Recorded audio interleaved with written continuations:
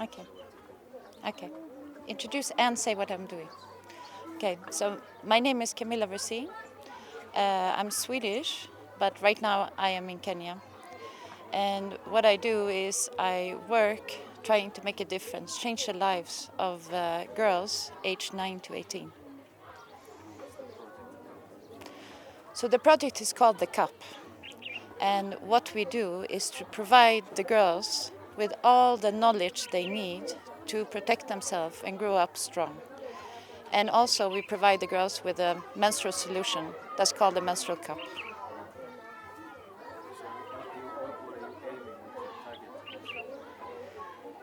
My target with this project is not only to help girls here in this slum, Kibera, but to reach out in all slums in Nairobi, go to different cities in Kenya, also go to rural areas, because all girls, underprivileged girls, are suffering on monthly basis because they don't have a menstrual solution.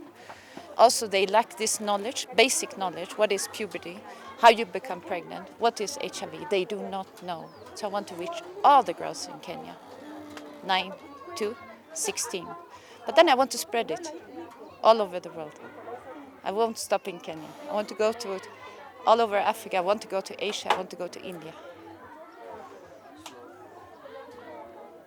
How do you get them to do it? How do they do it? What kind of training do you offer? Okay, so I have designed the program to be very scalable. So I only use role models as trainers. Role models, actually peer trainers, meaning they're girls that come from the same environment, experience the same challenges as they grew up, that are training. That creates confidence. That creates that the girls can open up and tell about their problems. Because what these girls experience, most of all of them, is that they feel alone in their problems. They might be pregnant, they might have infections, but they have no one to talk to, no parent to talk or teachers, no grown up. So we provide them with someone they can talk to. So the program is very scalable. 4 sessions, 4 weeks, and we train them in everything they need to know.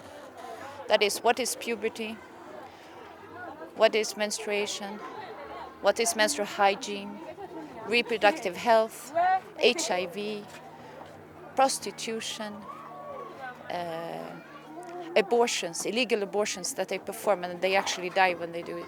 And then we try to give them ways how to be strong and come forward. How do you go to university? How do you get out of poverty? We want to strengthen them. With knowledge, you become stronger. But then we also strengthen them, having the trainers just always being there.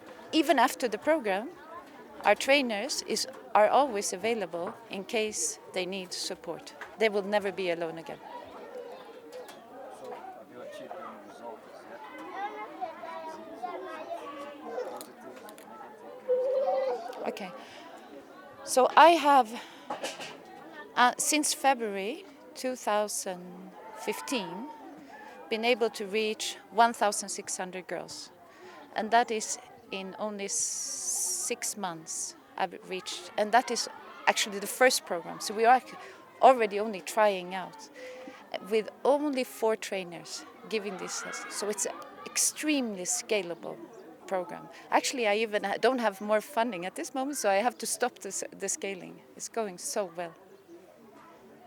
So why do you encourage this? Do you think there's a gap in sex education in Islam?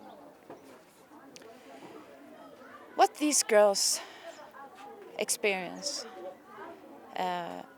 growing up in informal settlements, each environment is different, but in an informal settlement, if you have parents who, due to poverty, due to their stress of finding money, they don't have financial means, and maybe they don't even have time to take care of their children, these kids don't, we getting the facts now that the girls don't even know how you become pregnant. They don't know what a condom is.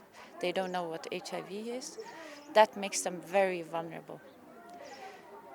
Now, if you get your period and you're 11, 12, and you don't have anyone to talk to, nobody provides you with pads, what do you do? And you're bleeding. So what these girls do usually is that they take something within their little house, which might be a mattress, a cloth they find, something, and they put it, or even tissue. But they can't reuse them, so they have to throw them away. After a while, these end. There's no more cloth in them. So they maybe go out and they take leaves. Even cow dung is being used in Kenya or in other places. But now these things bring infections and they actually don't work. So these girls, every month, they experience stress. How do I solve this problem? Some just actually stay at home and just bleed because they don't have any solution. They just sit down and bleed. But it's a desperate situation. So what is happening is that many, even as many as 30 to 60%, are actually selling themselves for pads. A problem that is not spoken about, but it's a logic solution, unfortunately, to their situation. But when they sell themselves, these girls, 10, 11, 12, 13, 14, they don't know about the condom. So they're at risk for HIV, AIDS, STDs, getting pregnant. So they're actually risking their life as they're doing this. Talk about the cost-effectiveness. Yeah. So what I provide them in the program is not only all this knowledge, I also give them a menstrual solution that is sustainable. This menstrual solution can be reused for 10 years.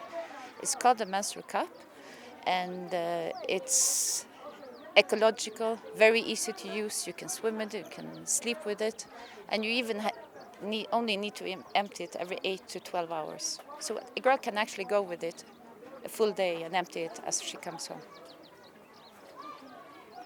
Unless there's something else you want to add. No, I think one of my trainers should show the cup, eh? Yeah. I also want to take set-up shots of you. Yeah, sawa sawa. I think that added